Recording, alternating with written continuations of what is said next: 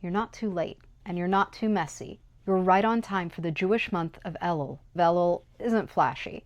There's no confetti, no fireworks, no big public spectacle, but it might just be the most important month in the Jewish calendar. Most people wait until the Jewish New Year, Rosh Hashanah, to start reflecting on how the year has gone. But the real work, the healing, the tshuva, the returning, the quiet reconnecting, that all starts in Elul. And here's the good news. You don't need to be a rabbi, a mystic, or a Hebrew scholar to prepare for the high holidays.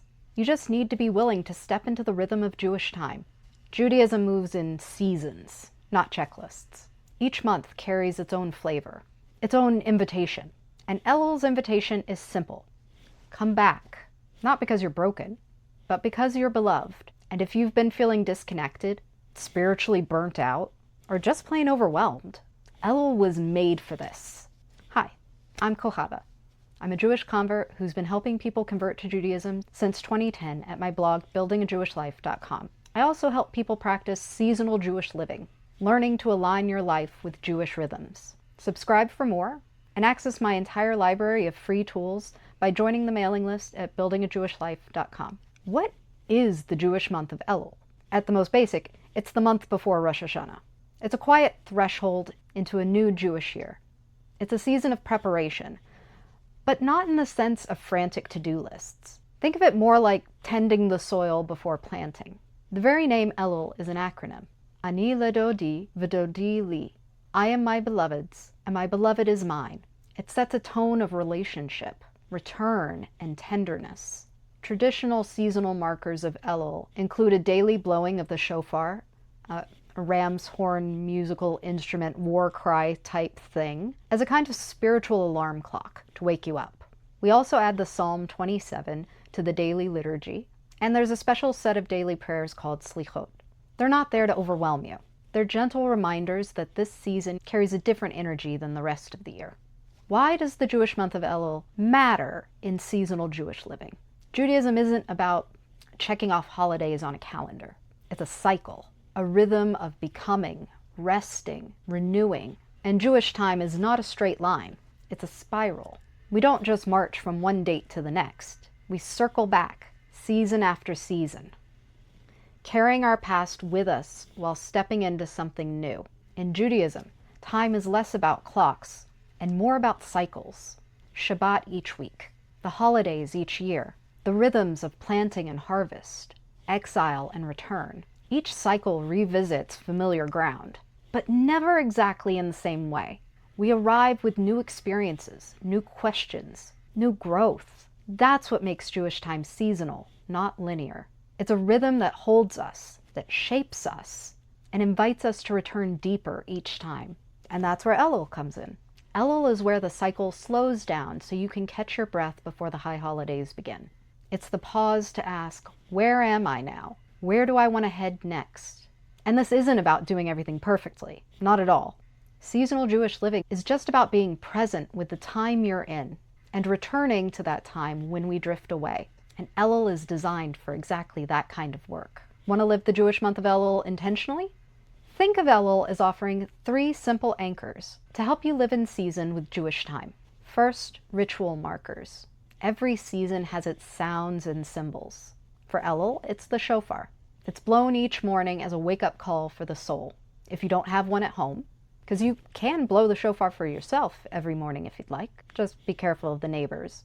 You can even listen to one online and still be part of this rhythm. You could try the practice of reading Psalm 27 in English or Hebrew. English is perfectly fine. It's about letting the words shape your heart over time. And last is selichot, prayers of forgiveness that open the gates to Rosh Hashanah. This is usually a communal practice, and the timing of when different communities start saying selichot, I have a hard time with words, don't at me. So the timing of different communities is a little different of when they start saying selichot. So contact your local synagogue to find out when they start. Even if you don't understand every word, or any of the words, just being present for the music and the mood of it, while you follow along in English, that's a powerful way to enter the new year. 2, study as nourishment. Seasonal Jewish living isn't about cramming in as much as you can. We're all about slow and steady here. It's sitting with things long enough for them to nourish you. In Elul, that could mean picking a Jewish text to learn. The Ethics of the Fathers, Pirkei Avot, the Book of Jonah, Yonah, or even a single high holiday prayer, like Avinu Malkeinu or Kol Nidre. Try learning it over time. See what repeats, see what changes, what lands differently each day or each week. We're all about sustainable practices here. We don't want you to burn out by doing too much too fast. Consider jotting down your reflections, because living in Jewish time is about patterns and growth, not just powering through information. 3. Reflection as harvest.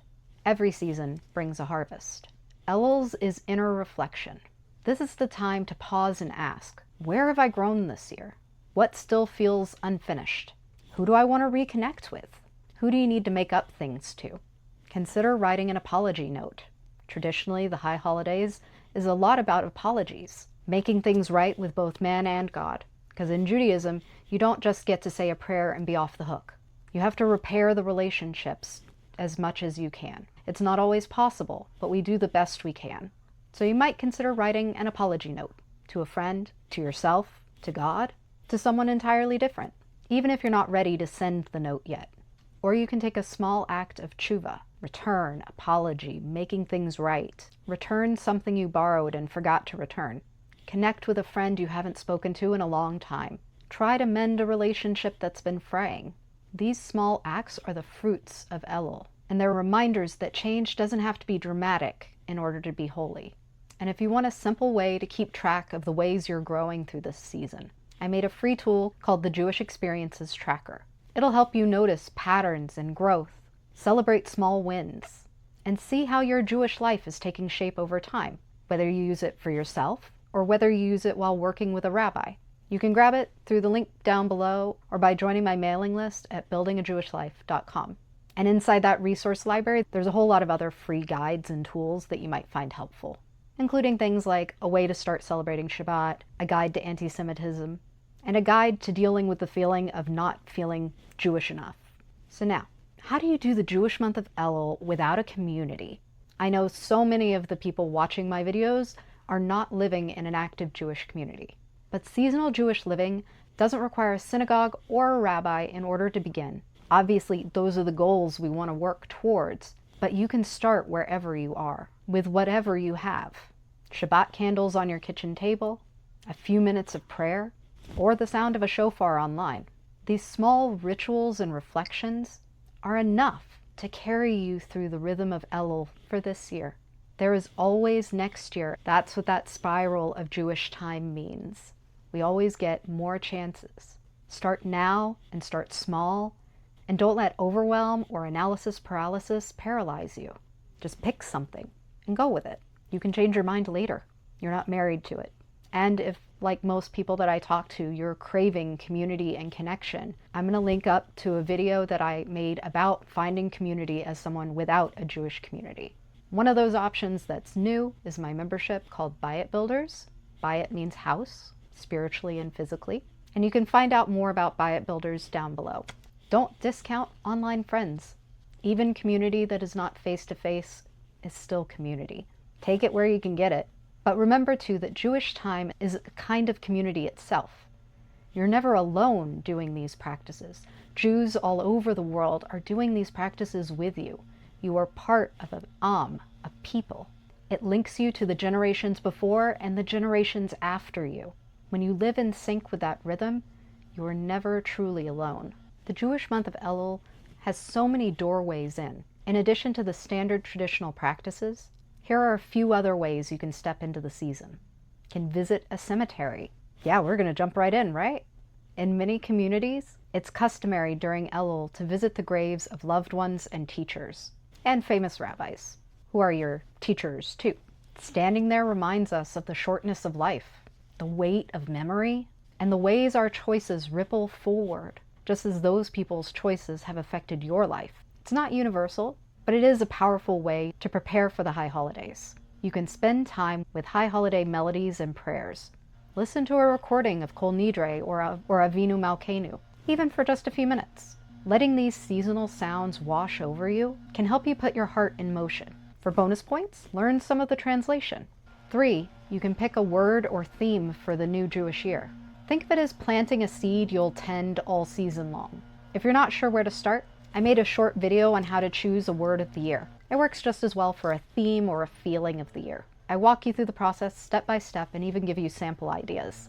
4, you could do some decluttering. Hopefully you're already doing some emotional and relationship decluttering, but some good old-fashioned digital and physical decluttering works as an Elul practice too. Clearing out what no longer serves you makes space for what's coming, both in your home and in your heart.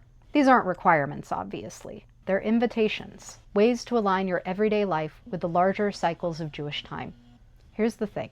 You're already participating in Jewish seasonal living because you're here noticing that the Jewish month of Elul exists at all.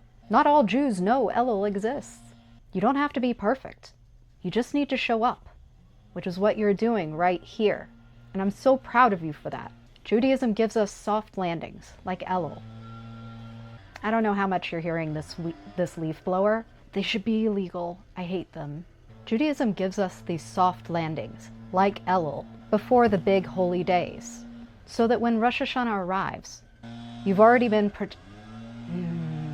I would murder leaf blowers if I could.